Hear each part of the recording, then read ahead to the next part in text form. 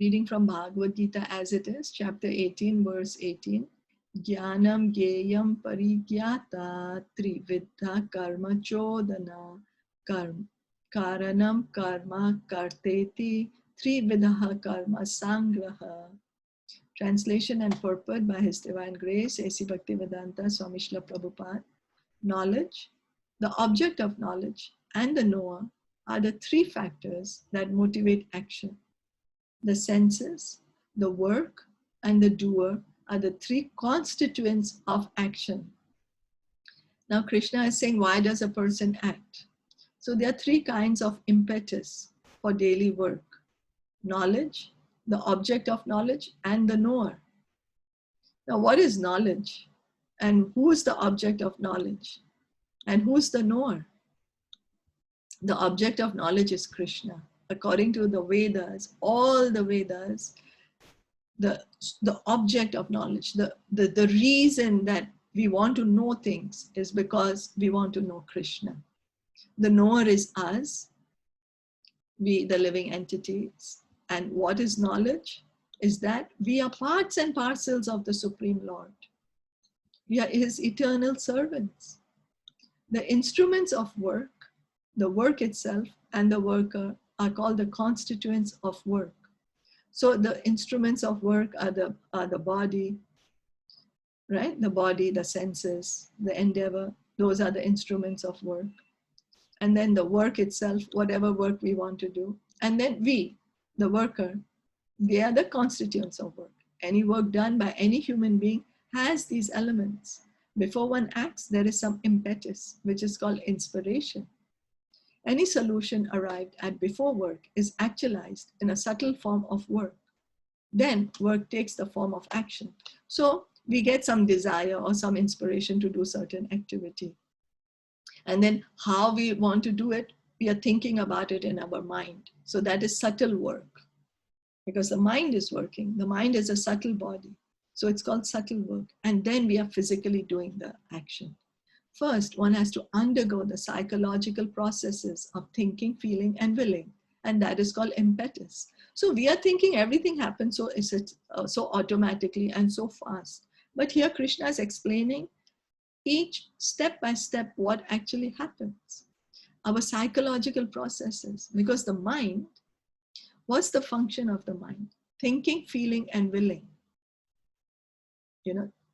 That's the function of our mind. When we say, I feel, we are thinking it's the soul, but it's the mind. But because we relate ourselves to the mind, we say, oh, that's me, I'm feeling it. Does that make sense? Because we are so, the subtle body is so close to the soul, and we identify ourselves with the mind so much that we think we are the mind. The inspiration of work is the same if it comes from the scripture or from the instruction of the spiritual master.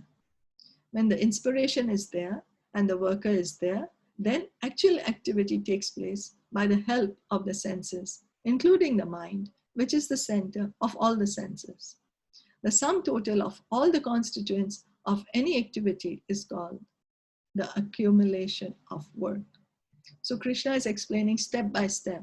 Or we get a desire, then we are thinking, okay, let me do this. And then we say, like, for example, let me go eat an ice cream. Then we start imagining, oh, I'll feel very, very good when I eat an ice cream. It's going to be really nice. Then when that feeling comes in, then we are going to go do it. Let me just go get it. Like that,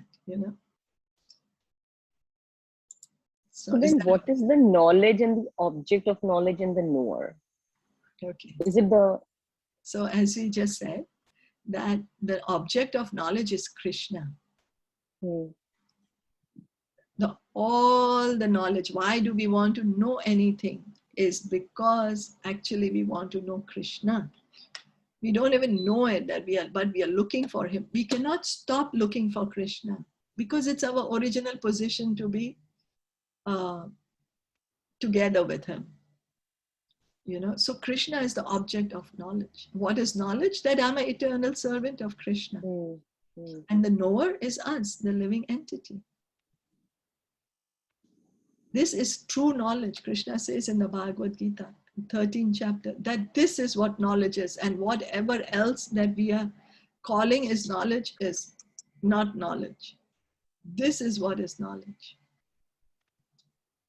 So, This so material. that means that there are three factors that motivate the action of the knower. Yes. Like us. So if we are motivated by three actions, in the later it's telling that the senses, Thinking, the feeling, work, and willing. Thinking, okay. feeling, and willing. Yeah. And then how do we do the action? It takes place by the help of the senses, including the mind. So we get a desire. We start thinking, for example, anything, any desire. I want, as we just said, I want to eat an ice cream. That's a desire.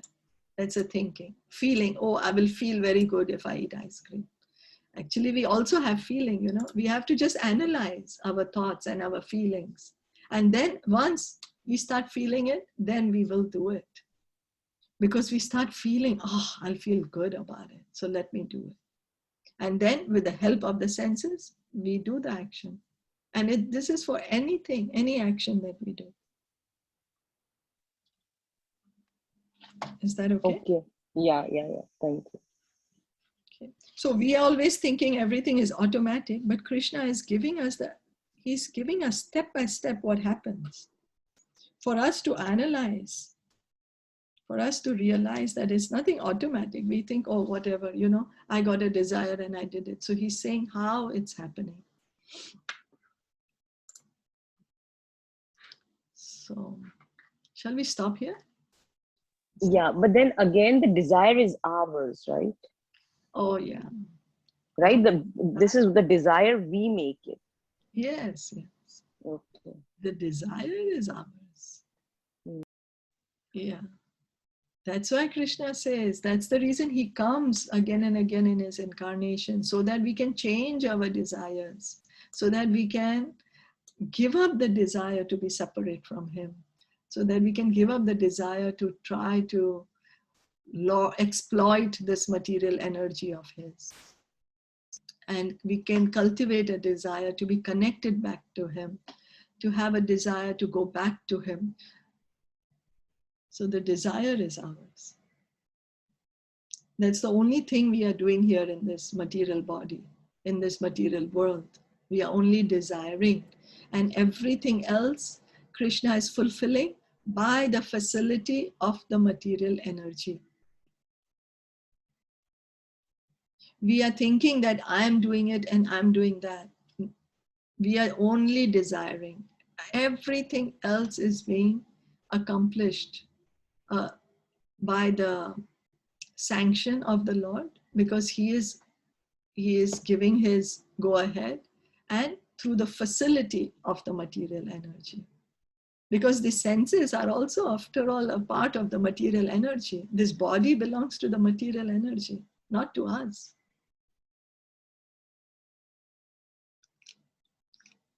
Yeah. Is that okay? Yeah. That's perfectly fine. Okay. So this also means that whatever action we are doing, that is also sanctioned by Lord, right? And that also has a lot of impetus behind it. Like, not impetus, that's not the motivation. It has a lot of reasons behind it. We are not only the doer, like it's the time and everything that makes it happen, right?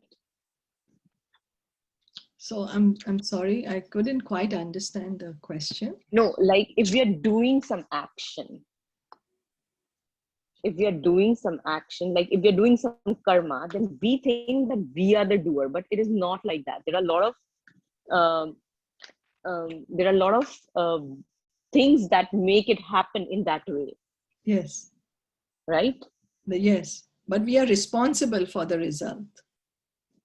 We are just because we had the desire, isn't that? Yes, we are responsible for the result.